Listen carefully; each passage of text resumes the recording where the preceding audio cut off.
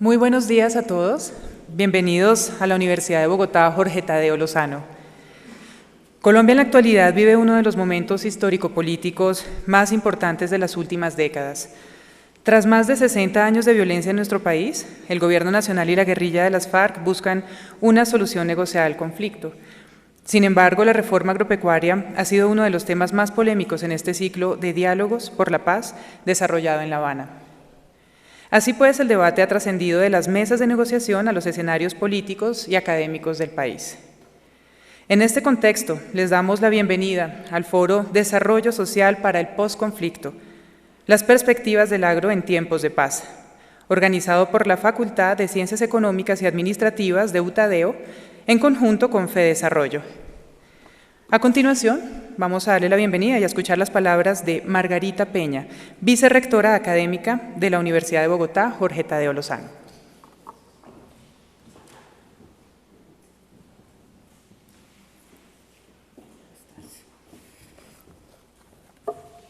No me dejen olvidar de esto.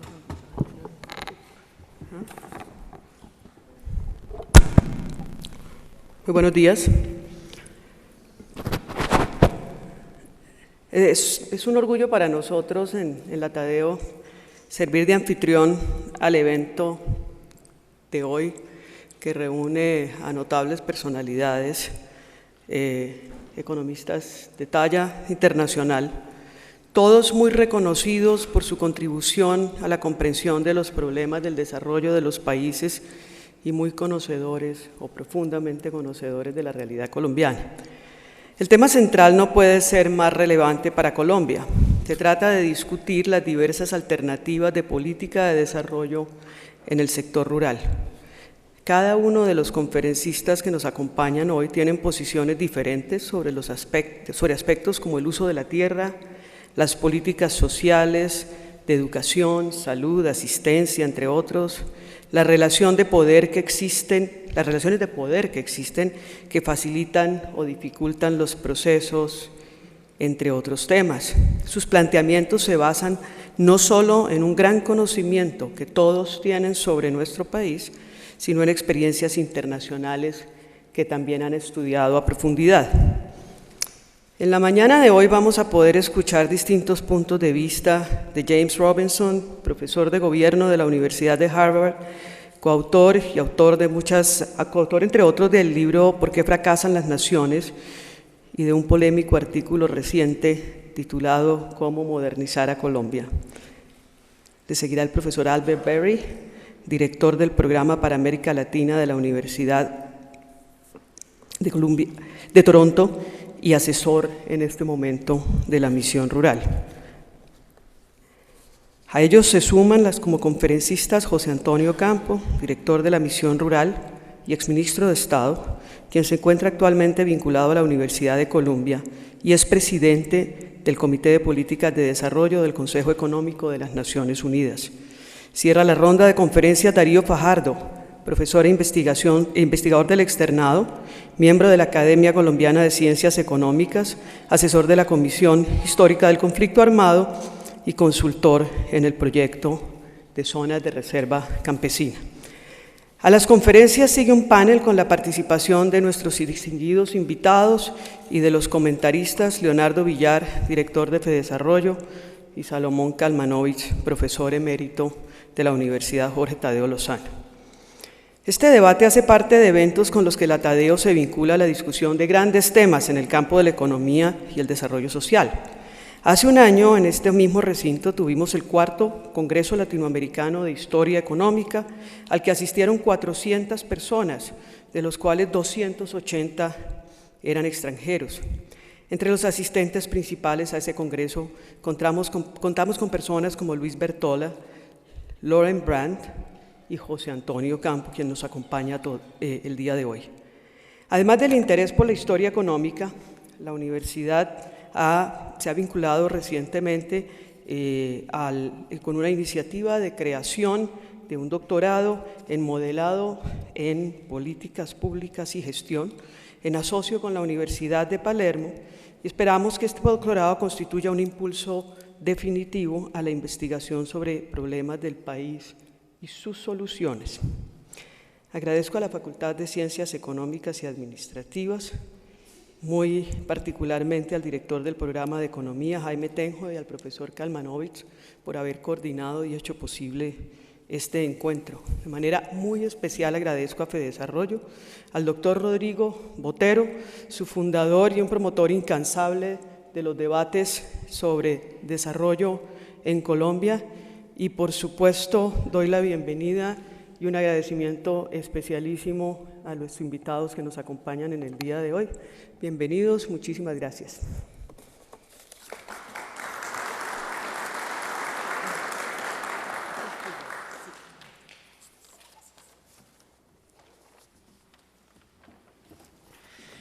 Antes de iniciar, les pedimos el favor de poner los celulares en silencio para no interrumpir. Muchas gracias. Entonces vamos a dar la bienvenida a nuestro conferencista, James Robinson, economista e investigador británico, Magister en Ciencias Económicas de la Universidad de Warwick y PhD en Economía de la Universidad de Yale. Dentro de sus publicaciones más destacadas se encuentran El rol de las élites en el desarrollo de la economía, ¿Por qué fracasan las naciones?, Economía colombiana del siglo XX y Orígenes económicos de la dictadura y la democracia. El señor James Robinson ha sido un destacado conferencista y profesor en las universidades de Melbourne, Australia, Southern y Berkeley, en California. Desde julio de 2009 es profesor de gobierno en la Universidad de Harvard.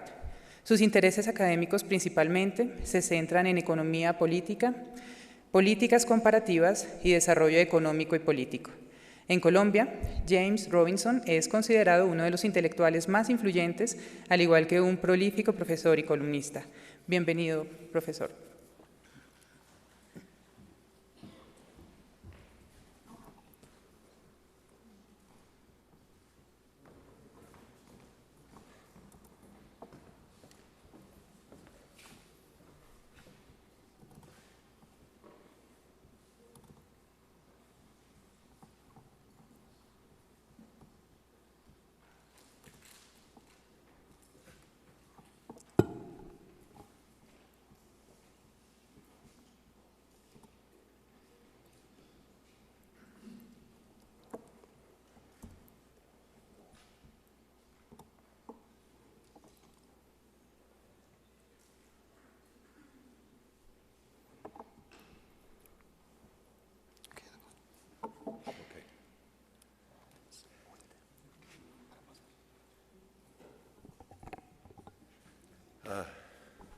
Gracias. Desafortunadamente voy a hablar en inglés, pero estos son en español. Just thank you very much for the invitation. I'd just like to say, actually, as of yesterday, I moved to the University of Chicago. So I left Harvard and I moved to the University of Chicago. So yo no soy un joven de Chicago. What's a Chicago boy in Spanish? Joven de Chicago. Pero estoy en la Universidad de Chicago. Okay. So I'm not an expert on the rural sector or land or a lot of the other issues that people are going to talk about. So what I thought I should talk about is my sort of perspective on, why are there all these problems in Colombia? Why is there all this violence? Why is there underdevelopment? And where does all that come from? And what causes it? So that's what I'm going to talk about for half an hour. So it's a much more general perspective. I can say a little bit about what would be the impact of the peace process on what I'm describing, but I just want to try to describe the big picture in Colombia as I understand it. So, I don't need that really. So, what's one big picture? One big picture from an economic point of view is what I call the iron law of 15%. And what's the iron law of 15%? The iron law of 15% is that, according to the Banco de la República's Greco study, in 1900, GDP per capita in Colombia was about 15% of the US level. And when I checked in the World Bank, on the World Bank webpage yesterday, it's more or less 15% today. So for the last 115 years, Colombia has sort of stayed in this relative position compared to the United States and other OECD or more advanced developing countries. So in some sense, the problem of economic development is to understand, why is Colombia stuck in this place? Of course, it's experienced modernization, economic growth, living standards have improved. But if you thought about, the absolute gap between Colombia and the United States, for example, it got a lot larger over this period. So why is that? And I think you can understand a lot of what might be causing this problem by thinking about an issue which is very relevant to the discussion today, which is the relationship between urban and rural Colombia, and in particular, what I'm going to call the core of the country, the more developed core of the country, and what I'm going to call the periphery. Okay? Now, why would I use this word core and periphery? Well, I think if you look at a map of the distribution of poverty in Colombia, what really strikes you is that there is a very well-defined periphery in this country. There's the Pacific Litoral, there's the Caribbean coast, there's Los Llanos, there's the Amazonia, and there's a center of the country, the Andean center, which has much less poverty, much higher levels of well-being, higher levels of per capita income, at least at the departmental level. So this is at the level of the municipality. The dark red is the highest areas of poverty. The gray is sort of interesting. The gray is like no data. So I'm going to talk a lot about the Colombian state and the capacity of the Colombian state. So on the first slide here, we have a fact about the capacity of the Colombian state. There's places with no data. But the poverty is very regionally concentrated. And I think that actually is very interesting. And I'm going to try to talk about why is there this periphery with much higher levels of poverty. And just looking at the map, it's very distinct. So it's not just higher levels of poverty, it's much more violence, much greater presence of non-armed actors, much lower levels of public services, lower quality education, and worse institutions in many dimensions. So just let me kind of describe a little bit of that. Here's a measure which comes from De Justicia of the effectiveness of the state, which is data they constructed at a municipal level. So it basically looks at crimes, it's focused on homicides and asks, to what extent do local judicial institutions solve these crimes? And the worse they are at solving crimes, the less efficient the local judicial system is. And what you find here is that there's a very strong correlation. Places which have less efficient judicial systems tend to have greater levels of poverty. Here's a measure from Transparency International Colombia of the transparency or the potential for corruption in the local state. The less transparent local state institutions are, the greater is poverty. Okay? There's lots of other things you can think of. I could talk about economic institutions. They're much more difficult to measure, but you think about who has well-defined property rights in Colombia. In the periphery, property rights are much less well-defined. They're much more insecure, as I'm going to talk about, and of course human rights are much more insecure as well. So if you think about that map of poverty, then poverty is correlated with lots of institutional differences between the core of Colombia and the periphery of Colombia. Of course, it's all shades of grey. We're standing in a city where a few years ago the elected mayor stole half the budget of the city, so I understand things are not wonderful in Bogota, but I think nevertheless there's a big difference between this core and the periphery. So I want to start by saying what goes on in the periphery is much greater poverty, there's lower public services, much less density of infrastructure, the state is weaker, the judicial system is less effective, property rights are less well defined, they're insecure. Okay? And it's been like that for an awful long time. And I want to just focus my remarks on why is that? Why does Colombia look like that? What's going on to create this pattern? Okay, so just to emphasize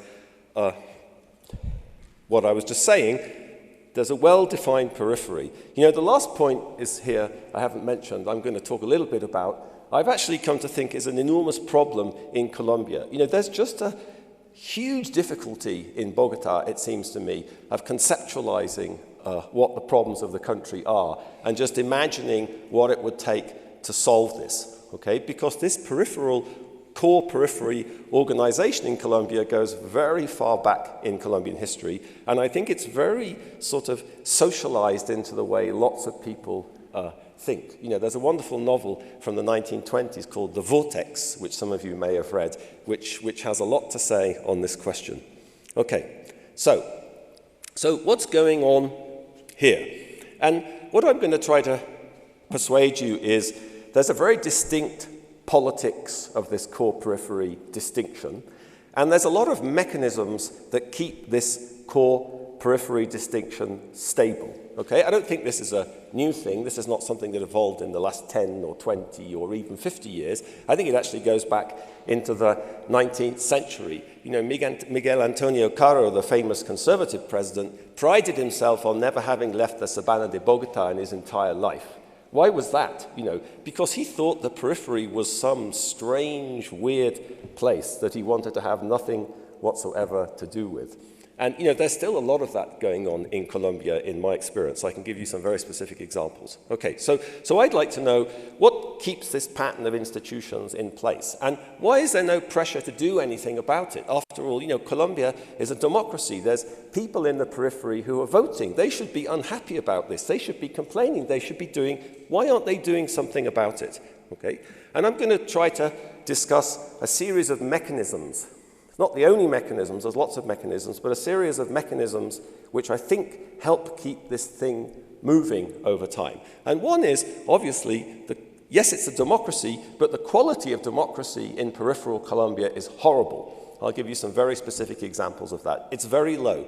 It's very difficult for people to use their democratic rights to actually change these institutions.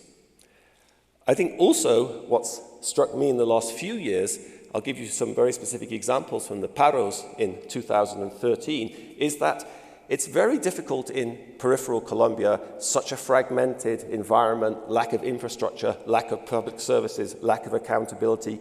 It's very difficult. There's many grievances, but it's very difficult for people to unite and create a kind of sense of what the problem is. It's a very fragmented political discussion. It's very hard to come up with an analysis of the collective problem which can be addressed, and I'll give you some examples for that. And that's very interesting from a historical point of view, because it's something the great sociologist Charles Tilly, for example, studied in British history. Okay? I think it's also, I'll give you some brief examples. Everybody in the room knows what I'm talking about, so I won't belabor it. There's a lot of elites in Colombia who have vested interest in this system. You know, I might look at this as an economist from outside and say, oh, these economic institutions are terrible. They're terrible for the welfare of society, sure, but they're very good for some people who know how to manipulate the system. So there's a big vested interest in this way of organizing Colombia as well. And as I'll come back to at the end, when I talk about violence more explicitly, I think also this way that the society functions and the way that people interact with each other, what people expect, how they conceive of the state and society in Colombia, it's very socialized into the way a lot of people think. And I'll give you an example right at the end, a recent example of President Santos in El Chocó, in Buenaventura, which if ever there was a place that needed sorting out, that's Buenaventura. Okay. All right, so let me talk about some mechanisms. Okay, I'm going to talk about 4 mechanisms specifically, but fairly briefly, okay, because some of them are just going to be really obvious to you, the examples, okay? And I'm just going to call them by different labels. And the first one I'm going to call blaming the periphery. The second one I'm going to call looting the periphery, which is to do with elite interests. The third one I'm going to call fragmenting the periphery, which is this issue I discussed about the lack of a sort of public, you know, what Habermas would have called a public sphere, or a place where people can collectively come up with an interpretation of what the problems facing them are. And then I'm going to talk about the low quality of democracy in the Colombian periphery with just some examples, what I'm going to call buying the periphery. Okay? So that's all part of this equilibrium, it seems to me. Okay? So what do I mean by blaming the periphery? Well, here's an example from Minister of Finance Mauricio Cárdenas. We don't want any more wave pools. This is a wave pool. According to Google, this is the wave pool in Yopal. The local politicians were wasting money on wave pools. So in this world of the core you know, which is functional, and the periphery, which is corrupt and dysfunctional and violent. There's an interesting narrative in Colombia whereby the poor is blamed for its problems. The periphery is blamed for its problems, and that's wonderful for the center because it gives the center the excuse to keep the resources here. Okay? Well, we'd love to decentralize money to Yopal, but those people in Casanare, they're just so corrupt. You know, we can't do it. It's, you know, have you been to that place? So this is a convenient thing, this gradient of institutions, because actually it gives people in Bogota an excuse to keep control of resources. You know, I'm just, on the next slide, I have some things here which I'm not going to talk through in detail. You all know what I'm talking about. And I don't want to pick on Mauricio Cárdenas. He just gave me a nice example, but it's very common, this attitude, it seems to me. You know, here's a view. We don't want Colombia from Senor Mendoza. We don't want Colombia to turn into a second Nigeria.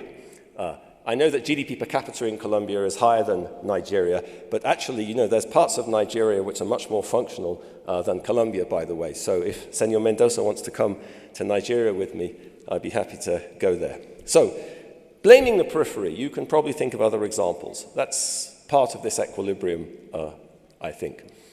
What about looting the periphery? There's lots of looting the periphery goes on. I talked about insecure property rights, ill-defined property rights. So everybody is in on this game. I'm not going to talk through these examples in detail. Everybody knows from the sad history of paramilitarism in Colombia the extent to which land was expropriated. Millions of people displaced, their land stolen, often at gunpoint. So, you know, here's an ironic quote from El Alemán about, you know, well, they sold the land, you know, cheaply, of course, you know, and the businessman bought it, you know, cheaply, but they bought it. So a lot of stuff has gone on like that. And this is not the first time this has gone on in Colombia. This went on enormously in the 1950s as well, and going many, many decades back. Okay? But what I want to emphasize here is not that paramilitaries went around expropriating land, but that everyone goes around expropriating land. So you will know about Brigada Urrutia as well. Everybody's in on this game. Everybody's in on the game of illegally getting hold of land in Vichada and Meta and wherever it is. It's not just El Alemán and Vicente Castaño who are in on the game. Everyone's in on the game. Politically connected people, Brigada Urrutia are in on the game. Okay? And they're in on the game together.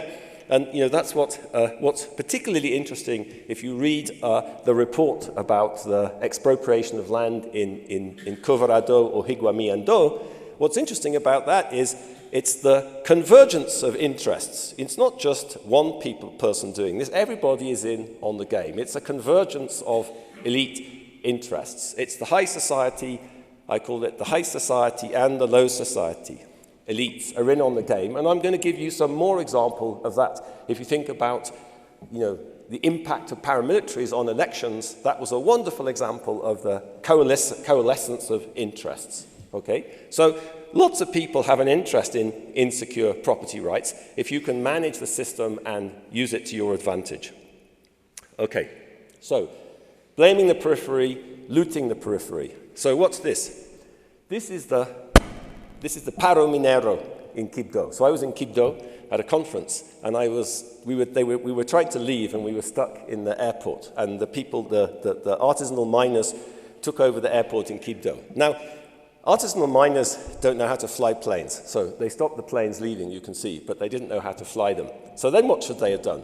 They should have marched on Bogota, but they couldn't do that. Why not? There's no road from Quibdó to the rest of the country. You know, Quibdó, you could be in like an island in the Pacific Ocean. It's so cut off from the rest of the country. Of course, you can go up the Rio Atrato and sail around, maybe through the Panama Canal or anyway. So when I was sitting there, I thought, gosh, this is so interesting. You know, these people, you know, they have all these grievances about mining licenses, about multinational companies, about pollution, about etc. How can they complain to anyone? They can take over the town, but it's so isolated. What can they do? What can they influence? And what's also interesting is, you know, if you looked at the paros, you know, I went through the paros and looked at what people were complaining about, the different groups, the different societies. They all had these very parochial interests. You know, the Dignidad Panelera. what did they want? They wanted the government to buy 3,500 tons of panela, That's great for them, but it's hardly a critique of the system in Colombia. Everybody had these very small local interests, and of course they do. Everyone has these grievances. They have the problems. These problems are in their face. But the thing in Colombia is, how can you get those people together? How can you create a public sphere where they can get together and they can rationalize and understand what the problem in the society is? The problem in the society is not, the government is not buying enough panela. That's not the problem.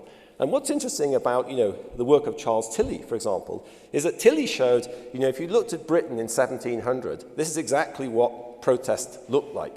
People protested about the things which were in their face. But if you go on 100 years and you look in 1800 and you ask, what were people complaining about? People were complaining about the system. People got together, they didn't complain about the price of bread or wages were too low. They had an interpretation of the problems in the society that were creating poverty or creating lack of food or unemployment. And that's what they started protesting about. And what's the difference between 1700 and 1800? That's state formation. It's the building of a proper infrastructure, of a proper system of roads, of a national fiscal system bureaucratic that operated everywhere in Britain for the first time. So there's an incredibly important interaction, it seems to me, between state formation and the nature of these protests and what people protest about. And what's this got to do with my argument here? Well, the thing that really struck me about the paros was, okay, people complained, they demonstrated, but this was very easy for the government to deal with. What did the politicians do? They came, few subsidies here, buy some panela there, everyone goes home. This was not a threat to anyone's influence or any aspect of the system. In England, what Tilly showed is when the nature of contestation changed, what happens then? Amazing things happen then. That's when democracy comes to Britain, the first Reform Act of 1832. Massive political transition occurred. So the weak state in Colombia, the state that isn't present, the state that doesn't provide public goods, the state that doesn't do anything about paramilitarism or violence, this creates a national society which is very easily managed at the center. Okay. Now, okay, I said that. Let me talk about buying the periphery. I'm just going to show you some slides, okay? Buying the periphery. Here's some data from LAPOP, which is a political science survey of the proportion of people in different departments in Colombia who answered, yes, somebody offered to buy their vote in an election. Okay? And here's some data collected by Portafolio of how much it costs to buy a vote in different parts of Colombia. Sucre, 200,000 pesos, this is in 2010, 200,000 pesos in Sucre. Sucre, it's very competitive, all these caciques in Sucre. They're all competing and that drives the price of the vote up. But, some of these numbers are really extraordinary. Caquetá, 46% of people in 2010, somebody offered to buy their vote. So they don't ask, did you sell your vote? They ask, did someone offer to buy your vote? Okay? So these are very large numbers. There's an awful lot of vote buying going on in peripheral Colombia and even in Bogota. What else do we know? Well, here's a great example. People think this is very controversial, but hey, it happened. Here's a great example of high society elites and low society elites getting together to fix elections. Okay, now, some of these were both low society and high society at the same time. I guess you could say, Mancuso and Jorge Quarenta, they were kind of high society guys as well. But anyway, Don Berna, I guess, doesn't count as a high society guy. So what did these guys do? They got together and they decided to fix elections in 2002. So here's a pretty interesting example of low quality democracy. And where did this go on? It went on in Magdalena, in Bolivar, in Sucre. It went on in the periphery. Okay? Here's another wonderful example of the fusion of elite interests. This is the famous letter that Ramon Isaza sent to Fabio Valencia Cosia telling him, I'm not going to get into the business of fixing elections for you. So here's an interaction. Ramon Isaza was a pretty low society guy, important, famous Colombian politician, communicating about fixing elections. Isn't that interesting? Okay. All right. So what I want to say is, if you want to think about development and think about this relationship between the core and the periphery, you can start thinking about economic institutions, property rights, public good provision, etc. The presence of the state, the functionality of the state, the efficiency of the state, legal institutions, the absence of the police, the way the police operate. But the really interesting thing is to try to understand what keeps that together. Like, isn't there pressure to change that? Why isn't there pressure to change that? And what I'm trying to describe is particular mechanisms, I think, which help keep that equilibrium in Colombia in place. Of course, go back to the 15%, the iron law of 15%. I'm talking about the core and the periphery. So why would the whole country be poor? You know, maybe the core could be as rich as the United States and the poor and the periphery be like Nigeria. Well, no, because this situation in the periphery of Colombia creates enormous negative externalities for the whole country. So this situation doesn't just keep the periphery poorer than the core, it keeps the whole country poor. Okay? Let me just talk about one thing and then one more thing and then I'll be quiet. So I've been trying to think about how this system works for a long time, and I think I understand something a little bit better now. And I think I understood it a little bit better when I read the 1980 Colombian Legal Code. Okay? So here's a clause from the 1980 Colombian Legal Code. Maybe you know this. And what struck me as an Englishman was the penalties for armed rebellion against the state. Now, you might think in a country where there was civil war, conflict, violence, what you'd want to do is punish armed rebellion severely. But that's actually not the case in Colombia. In fact, armed rebellion has always been, at least since the 1860s, has been regarded more or less as a legitimate activity. You can see here that according to the 1980 Penal Code, armed rebellion to overthrow the state was punishable by a prison sentence of 3 to 6 years. Now, if you go back to the 1936 Penal Code, during the Great Revolution on the March state-building project, supposedly, of the liberals, the Penal Code was 6 months to 4 years for armed rebellion against the state. Now, I'm not a constitutional lawyer or a policeman, but it seems to me that if you don't punish some activity in society, that's very likely to encourage it. Okay? So what is this about, and what's it got to do with what I'm talking about? I think it has a lot to do with what I'm talking about, because where did this system in Colombia come from? Where did this decentralized system, this interaction between the core and the periphery come from? I think, and I'm researching this at the moment, I think this came from the 19th century, where the different states in Colombia were trying to negotiate an equilibrium. Now, the great sociologist Max Weber, when he talked about the state, he said, the state is the entity which has the monopoly of violence in society. In 1867, the liberal state in Colombia gave up on the monopoly of violence. You probably all know this famous Law 20. Law 20, which was passed in 1867, was when the liberal government said, if people start fighting, we're just going to stay neutral. We won't get involved in that. So if Tolima and Antioquia have a war, we'll just sit around and watch them and we'll be neutral. Okay? So if you go and you read about the constitution of Rio Negro, Salomon is going to be unhappy with me, because Salomon, and I think rightly, has written about all of the good institutional reforms that the liberals brought, and I agree with that.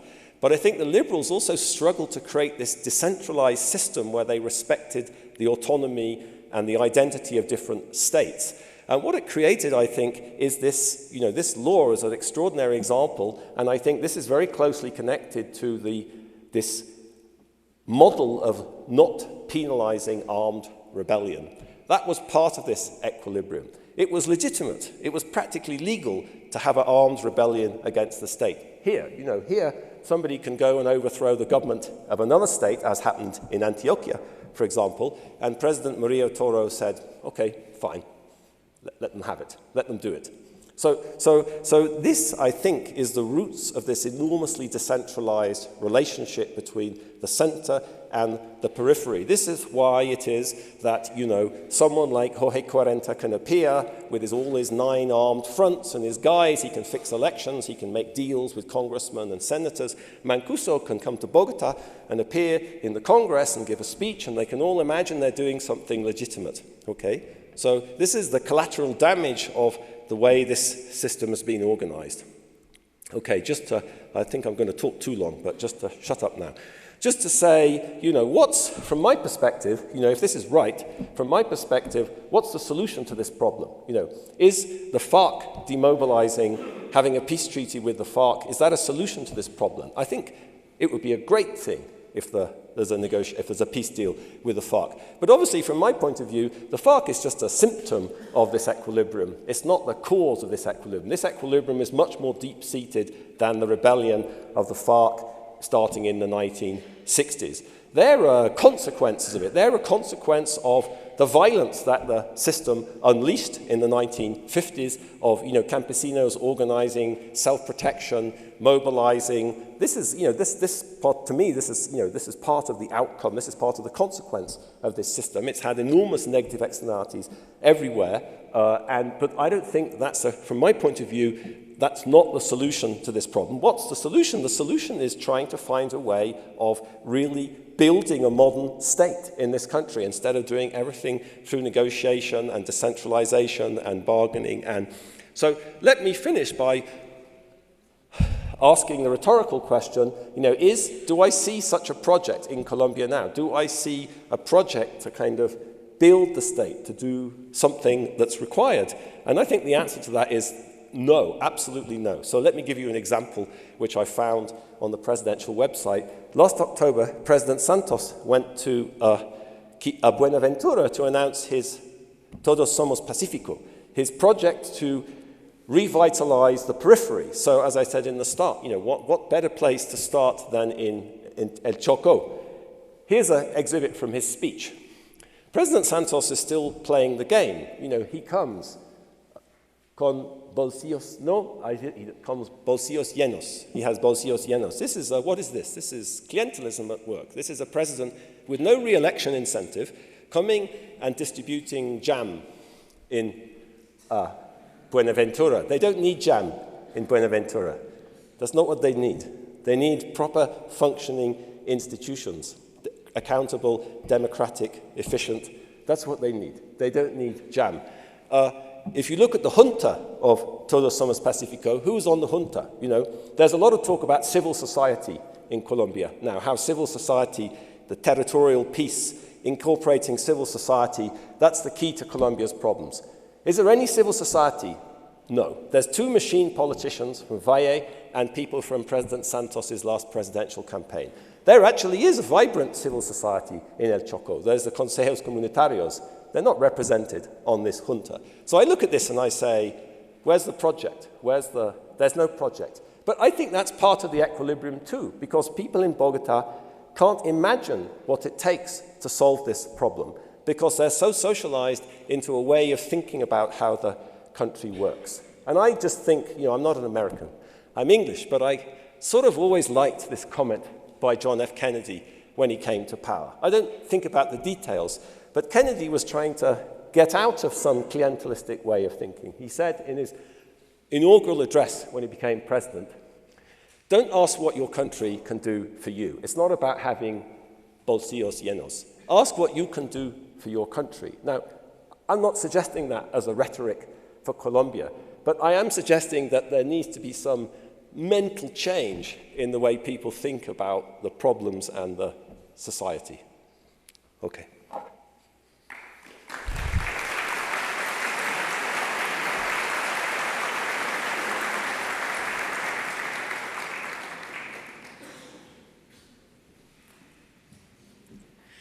Muchísimas gracias al profesor James Robinson. Ahora vamos a dar la bienvenida al doctor José Antonio Campo, economista y sociólogo de la Universidad de Notre Dame, Estados Unidos, y doctor en economía de la Universidad de Yale. Fue designado como ministro de Agricultura bajo la presidencia de César Gaviria, así como jefe de la cartera de Hacienda en el gobierno de Ernesto Samper, director de Planeación Nacional y Fedesarrollo.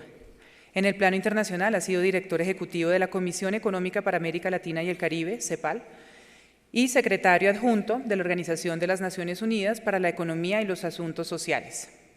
Actualmente se desempeña como director de la Misión Rural, conformada por un grupo de expertos que ayudarán a formular las políticas públicas en materia de desarrollo rural para las próximas décadas en Colombia.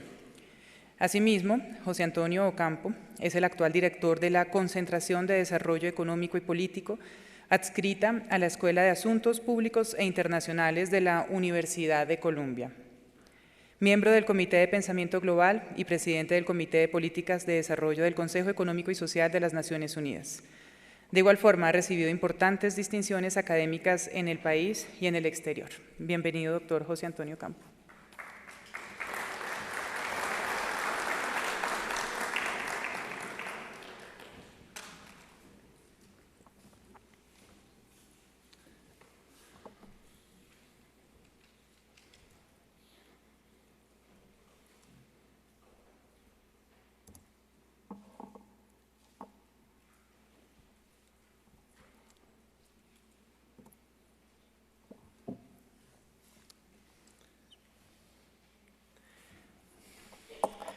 Bueno, quiero en primer lugar agradecer la invitación de la Universidad Jorge Tadeo Lozano a la vicerrectora Margarita Peña, al doctor Jaime Tenjo, que nos organizó para venir acá, igualmente al doctor Kalmanovich y al doctor Villar, que como director de Fedesarrollo coorganiza este evento. Obviamente agradecer la presencia de todos ustedes aquí y de los colegas panelistas, digamos, que están. Yo me siento muy tentado a comentar aquí al profesor Robinson, pero no lo voy a hacer.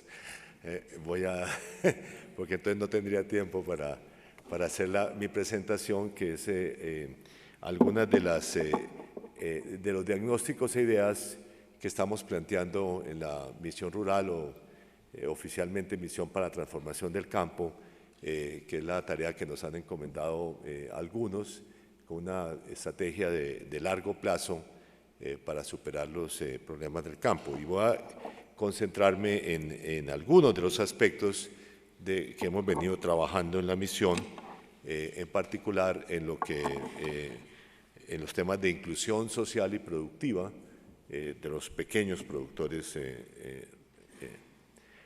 Entonces, quiero comenzar con tres ideas fuerzas que hemos definido para la misión. La primera es que cualquier estrategia de desarrollo rural para adelante tiene que comenzar con fomentar un enfoque territorial participativo. Sí, reconocer que lo que hay que hacer es que fortalecer las comunidades locales y hacerlas actoras de su propio desarrollo. Toda la estrategia tiene que estar fundada, digamos, sobre ese principio básico. El segundo es que la estrategia tiene que ser integral, o sea, tiene que abarcar muchos espacios. Hoy día voy a hablar de varios temas sociales, varios temas que tienen que ver con inclusión productiva, y vemos que eso realmente tiene que ser así, tiene que ser en forma integral. Digamos, no, de nada sirve, digamos, enfocar la atención en una sola dimensión. Hay algunas dimensiones que posiblemente tienen más impacto relativo que otras, pero la estrategia tiene que ser verdaderamente integral. Y tercero, creemos que la función principal del Estado es la provisión adecuada de bienes públicos y no, digamos, como ha ocurrido en el sector agropecuario, muy en particular, digamos, en unos subsidios específicos cuyo impacto, digamos, digamos, de largo plazo es extremadamente limitado.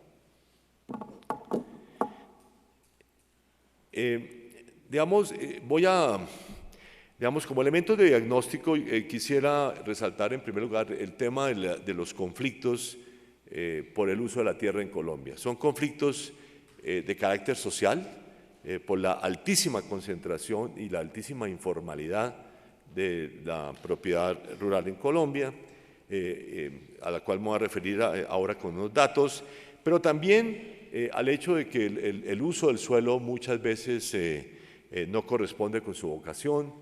Hay tierras de vocación agrícola dedicadas a la ganadería, tierras de vocación forestal dedicadas a la ganadería o a la agricultura, etcétera, etcétera.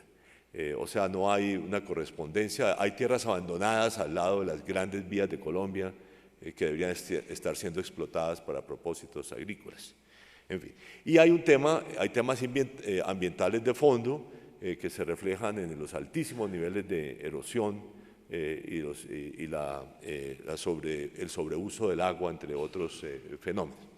Si nos concentramos en los temas de propiedad, digamos, aquí están distintas estimaciones, digamos, de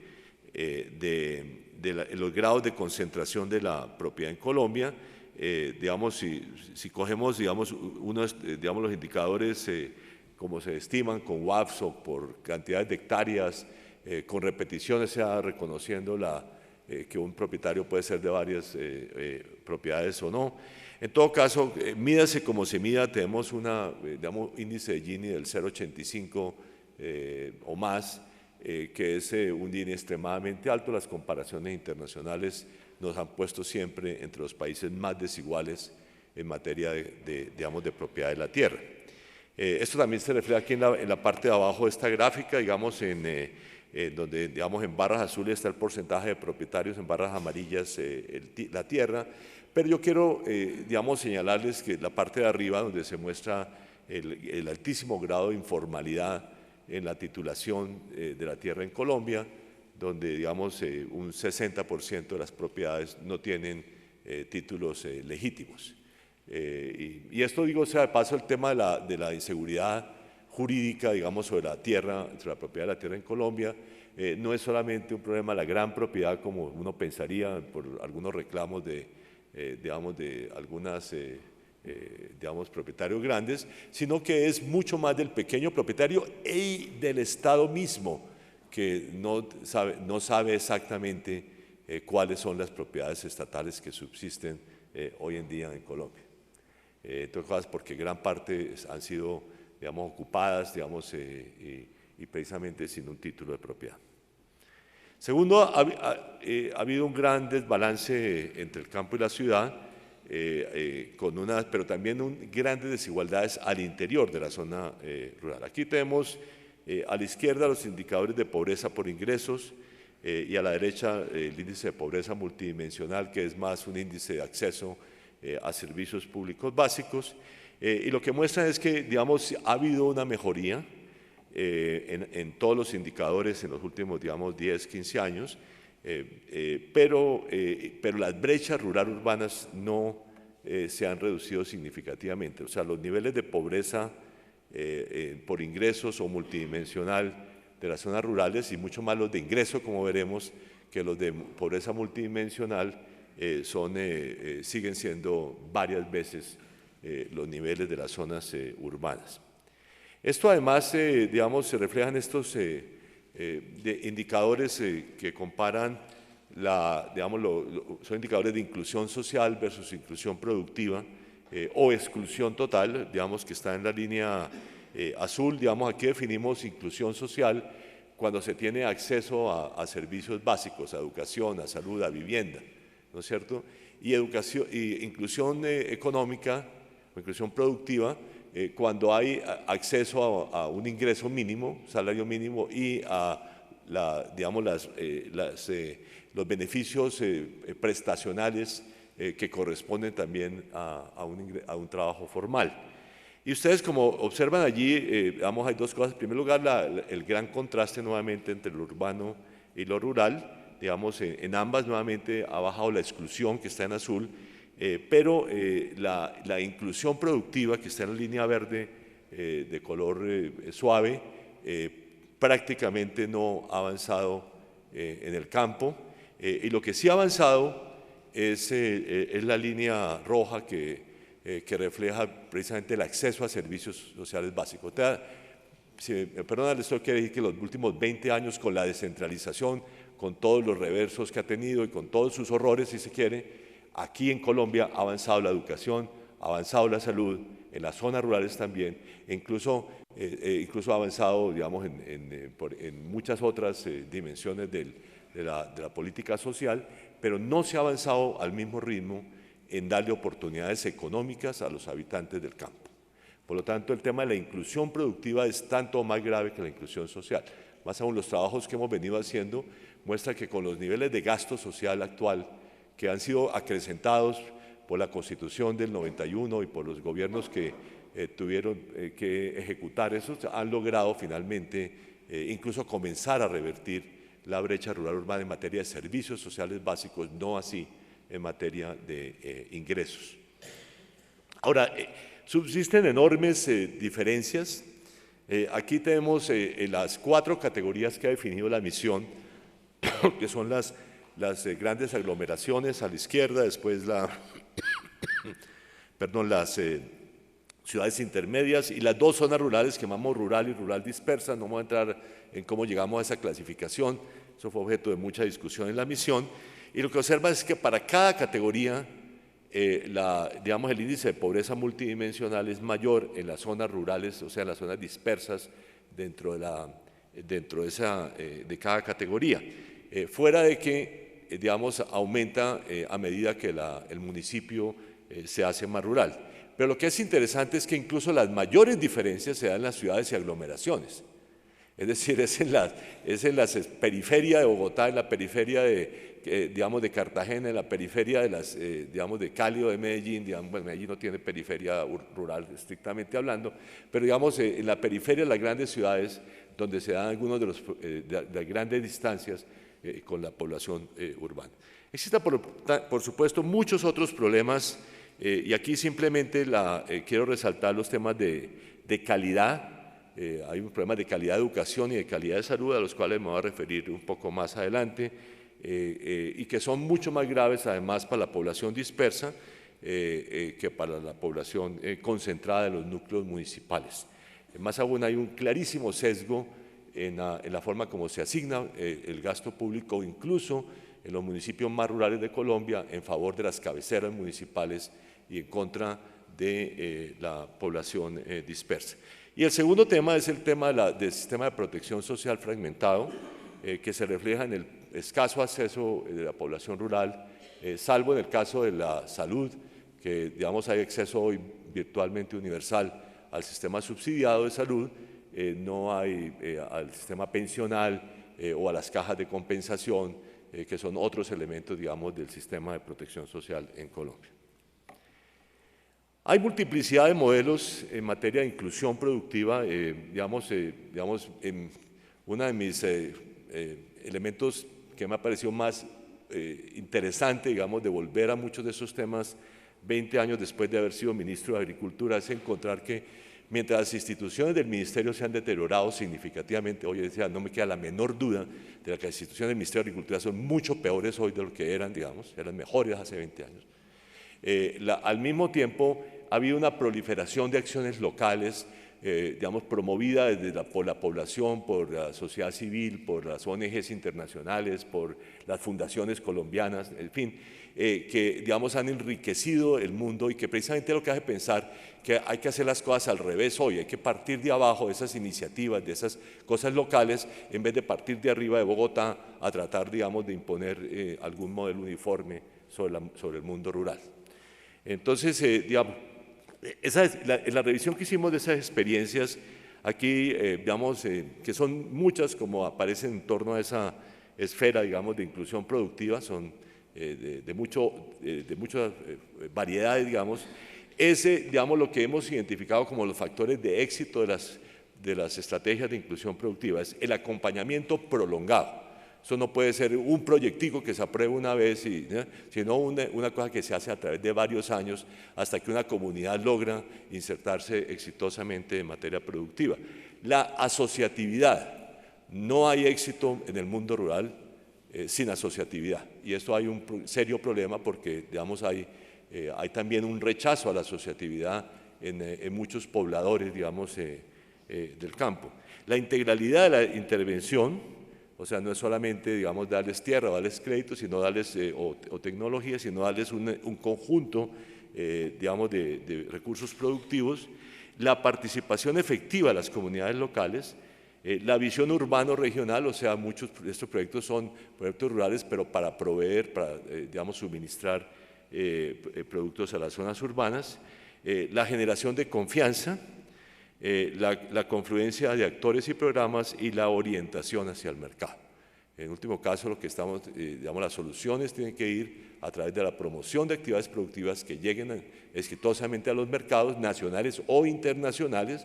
Digamos, es posible, digamos, también hacer producción en pequeña escala dirigida a los mercados internacionales, como por lo demás lo refleja ampliamente la historia del café en Colombia.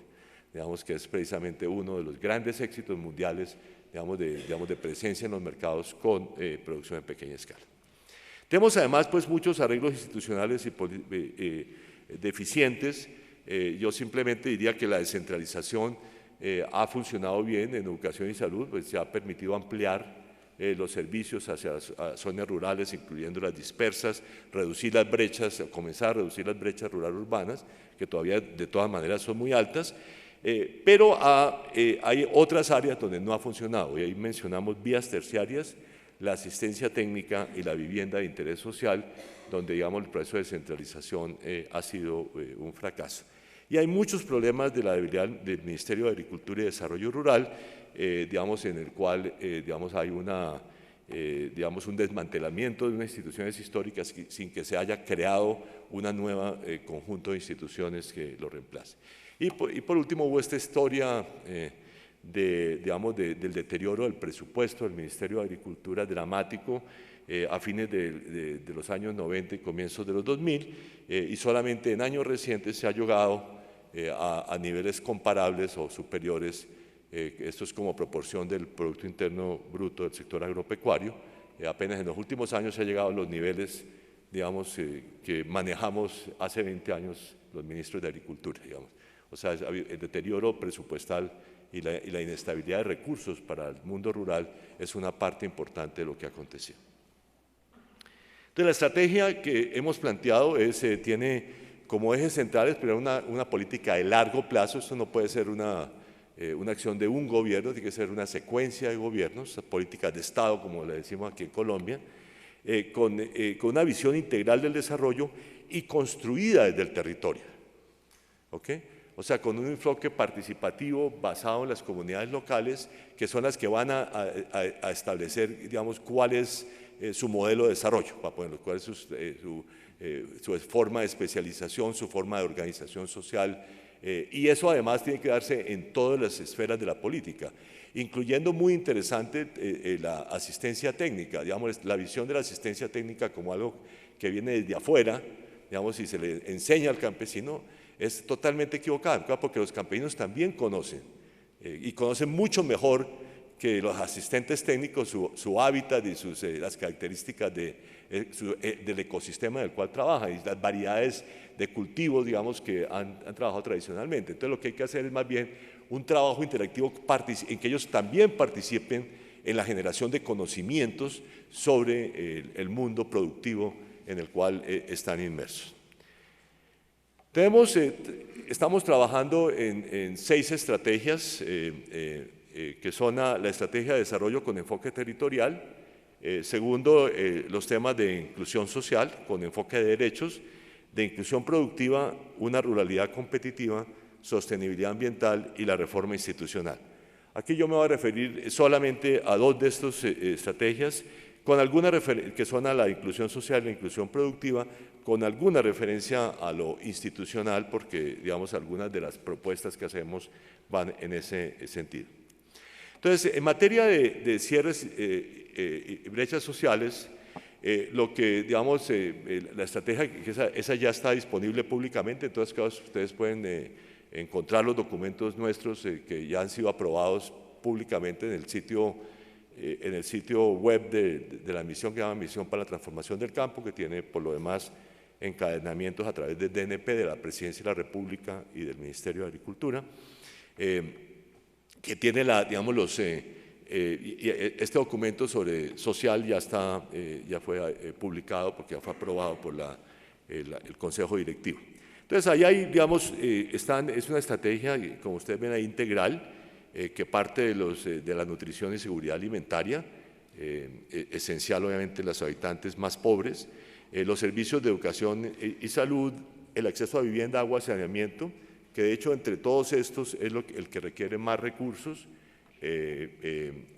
económicos, porque como digo, en educación y salud con los recursos actuales a lo largo del tiempo se pueden ir, digamos, ampliando y mejorando la calidad de los servicios. Hay un tema de protección social que es, como dije, estamos muy atrasados ahí, excepto en salud. Uno podría pensar en extender unos seguros de riesgos profesionales asociados al aseguramiento en salud y las cajas de compensación, estamos trabajando con ellas para poder encontrar cuál es el tipo de acciones que ellas pueden hacer en el campo colombiano. Hay un grandísimo atraso en materia de pensiones, que ese es tal vez un tema que de alguna manera hay que postergar, digamos, en su acción definitiva, pero también es un problema urbano, porque, digamos, la proporción de la población colombiana que cotiza al sistema de pensiones, aún en las zonas urbanas, es muy bajo.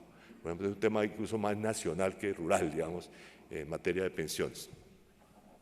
Hay los temas de economía del cuidado, que es cómo, digamos, se hace una estrategia específica que permita, digamos, en particular que las mujeres puedan compatibilizar, digamos, el hogar con el trabajo. Esto nuevamente también es un problema urbano, pero en las zonas rurales también hay que pensar cuáles son las modalidades, digamos, que facilitan esto para las mujeres. Una estrategia transversal de lucha contra la pobreza, y nosotros planteamos que una de las grandes cosas que se deben hacer es, digamos, uniformar todas las metodologías de focalización. Una de las cosas que es más curiosa de la forma como se ha ido cambiando, reestructurando el Estado colombiano, es que nosotros tenemos ahora programas de desarrollo rural en muchas partes. Hay programas que en el fondo están hechos por el Ministerio de Industria y Comercio, por la Cancillería para las zonas de frontera, por el Ministerio de Agricultura, por el Departamento de Prosperidad Social. O sea, tenemos programas totalmente dispersos sin coordinación, y lo mismo en focalización. Casi que cada programa tiene su propia focalización. Entonces no hay una metodología uniforme de focalización. Entonces nosotros proponemos que haya una única metodología de focalización, que es del Departamento Nacional de Planeación, y que la aplicación de la metodología también se unifique en el Departamento de Prosperidad Social, de manera que el DPS, unido con el ministerio respectivo en el programa respectivo, busca cómo se adapta ese sistema de focalización a un programa específico en vez de esta proliferación de acciones que hay en este campo. Hay también un tema importante de normas laborales. De normas laborales, yo debo decir un tema que discutimos y sobre el cual me preguntan cotidianamente, es si debe haber un salario mínimo más bajo para el campo. Tema que fue superado hace 20 años en los debates sobre el salario mínimo en Colombia. Y fue muy, a mi juicio, muy interesante observar que fue el presidente de la Sociedad de Agricultores de Colombia en que dijo en el Consejo Directivo que no, que el salario mínimo no debe ser inferior al campo.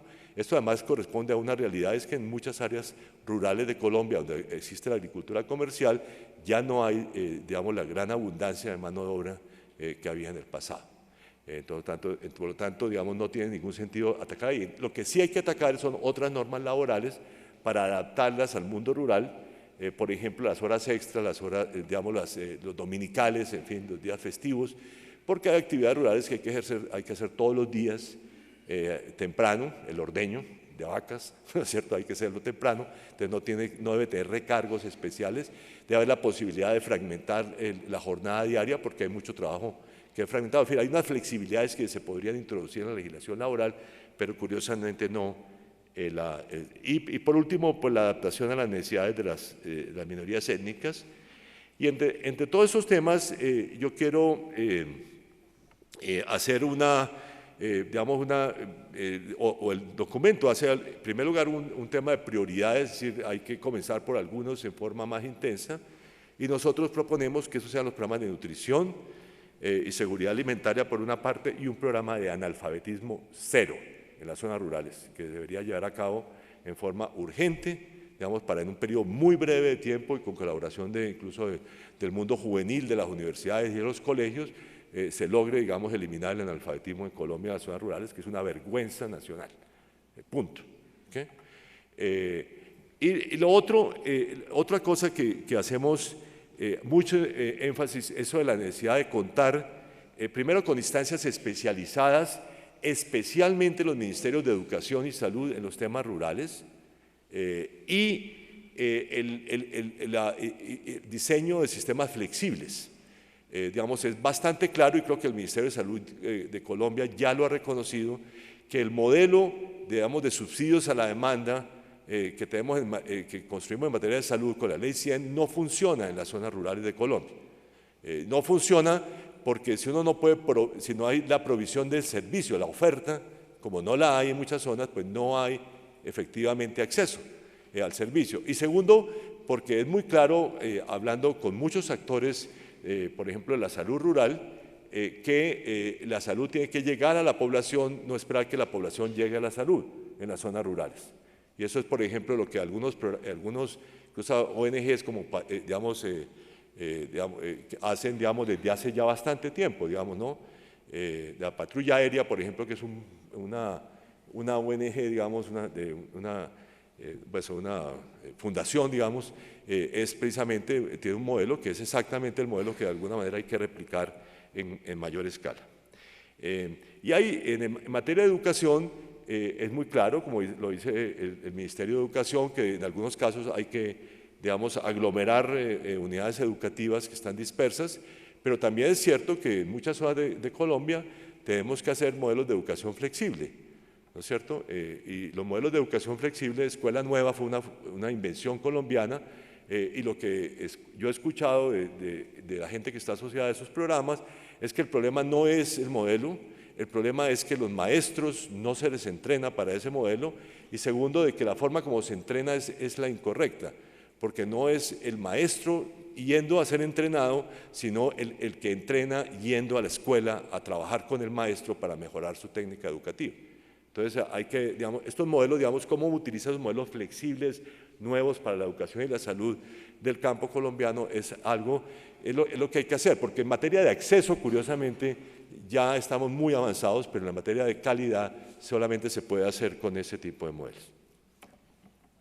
En materia de inclusión productiva, lo que hemos planteado en primer término es que hay que transitar de la visión asistencialista, que de alguna manera ha permeado muchas políticas sociales, a un modelo del cual sean las propias poblaciones organizadas las que se convierten en actores productivos del campo colombiano. Y para eso, digamos, las dos grandes propuestas que hemos venido haciendo, que se han detallado mucho en el documento institucional que daremos a conocer por ahí en una semana, es la creación de un gran fondo de desarrollo rural y una agencia nacional de tierras. El Fondo de Desarrollo Rural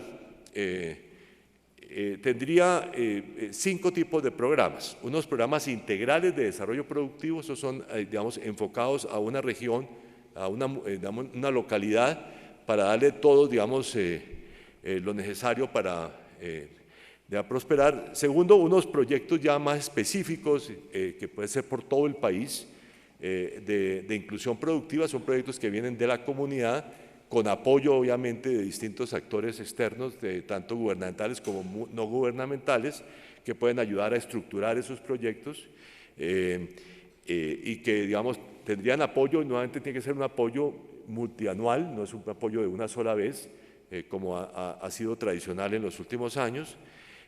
Segundo, la infraestructura productiva para la pequeña producción. Aquí estamos hablando básicamente del pequeño riego, los programas de pequeño riego, los programas de centros de acopio a nivel municipal, etcétera, etcétera. La promoción de la asociatividad y la participación y el fortalecimiento de la institucionalidad territorial, porque aquí obviamente que son dos elementos fundamentales en la visión de que las cosas hay que hacerlas desde abajo, por lo tanto hay que fortalecer los actores comunitarios, pero también fortalecer las entidades territoriales, o sea, los gobiernos territoriales, para que puedan apoyar, digamos, esas iniciativas. La segunda es la Agencia Nacional de Tierras. Esta agencia tiene varias otras funciones que no voy a mencionar, pero las dos que tienen una clara relación con los temas que estamos hablando aquí es la formalización masiva, o sea, un programa como ya se ha hecho en otros países de ir localidad por localidad formalizando masivamente con un barrido de formalización de la propiedad. Y el segundo, un fondo de tierras. Un fondo de tierras que tendría que ser alimentado con múltiples fuentes.